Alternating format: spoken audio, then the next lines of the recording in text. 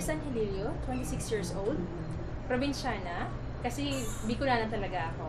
Hi, I'm Reynaldo Molit Manalo, 23 years of age. Professionally, nurse ako bago ko sumabak sa ganitong negosyo. I'm Denmark Martinez, 22 years old, taga Montalban Rizal, fresh graduate of PUP, Industrial Engineering graduate. Hi, I'm Jasem Anvinis Elia. I'm 21 years old.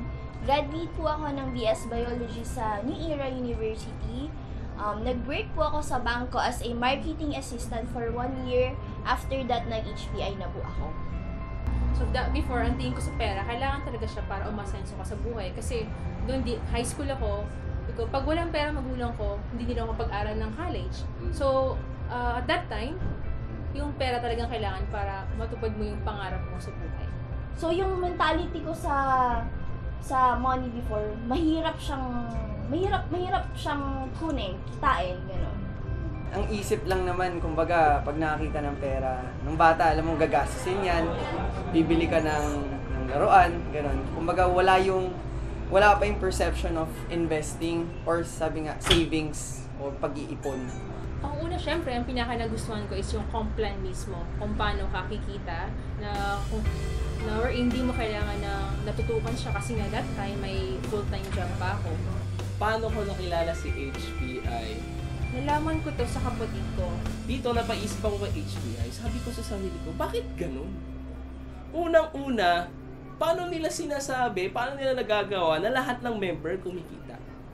Paano nila nagagawa na yung company nagiging safe at the same time, hindi sila papaliit, papalaki? Pala naghahanap ka ng additional income, so, uy, maganda yan.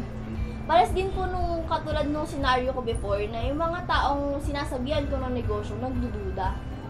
Alam ko, pag ginawa ko to, maraming mangyayari sa akin. Alam ko, pag hindi ako sumuko, magagawa ko siya.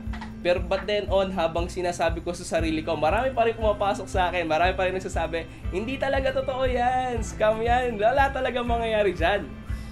Si John Manalo, nung una, papasok lang yan sa HPI. Parang latag lang, ganyan. Pero kumbaga, ganun ako eh. Susubukan mo lang rin talaga. I-research mo, pag-aaralan mo. Bakit? Sasaba ka sa gera, hindi mo naman alam kung sino kalaban mo. And now, hindi ako tumigil. Sabi ko sa sarili ko, gagawa pa rin ako ng isang bagay wherein magiging proud ako sa sarili ko. At the same time, pagka nakita nila ako, mas magiging proud sila sa akin. Bakit? Kasi pinatunayan ko sa kanila na mali sila. Pinatunayan ko sa sarili ko na tama yung desisyon na ginawa ko. Pinatunayan ko sa ginagawa ko, may mangyayari sa akin na maganda. Ang pinakamagandang part dyan, may mangyayari sa akin at the same time, may mangyayari din sa kanila. To be honest, it's all positive eh. Sobrang excited ako pag 2 to 10 p.m. shift ang ko sa nursing sa hospital. Why? Kumbaga, na-maximize ko yung oras ko. Yun maganda dito eh. Hindi lang puro kitaan, maganda rin yung hinuhubog ka din eh para paano ka ba maging isang leader talaga. Ay, nagpe-pray po ako. God, gusto ko po ng car. Ang hiningi ko pa sa kanya ng Suzuki Alto. Tapos binawi ko. Sabi ko, God, hindi po pala. Sabi ko, bigyan mo po ako ng deserve ko. Tapos po yun, nung December 8, 2014, nakapaglabas po ako ng BMW na 3 Series po. I was really proud na nung Christmas nga, medyo naiyak rin yung parents ko noon. Even my grandparents was there. Nighttime yon, and my brother, my whole family. Then sinurprise ko sila na nilabas ko na yung BMW 3 Series. Pero alam mo, dito sa HPI, dito ko naranasan na yung mga bagay na sinasabi ko na dati, sana may ganito ko, sana may ganyan ko, sana nakuha ko yun. Ngayon, ang sinasabi ko, gusto ko nito, kukunin ko yan. Magagawa ko to, bakit? Posible na. Brand new car, nabili ko dahil sa HPI. Unang-una, nagpapasalamat ako kay Chairman Mandarlito de la Cruz. Tsaka kay Pres, sa tiwala na binigay nyo. Once in a lifetime opportunity na binigay mo sa akin, sa amin ng mga member. Iba yung binigay mo sa akin na blessings kasi ngayon, sa pinakita mo po sa akin, iba yung binibigay sa akin. Hindi lang kitaan, pagbabago ng buhay.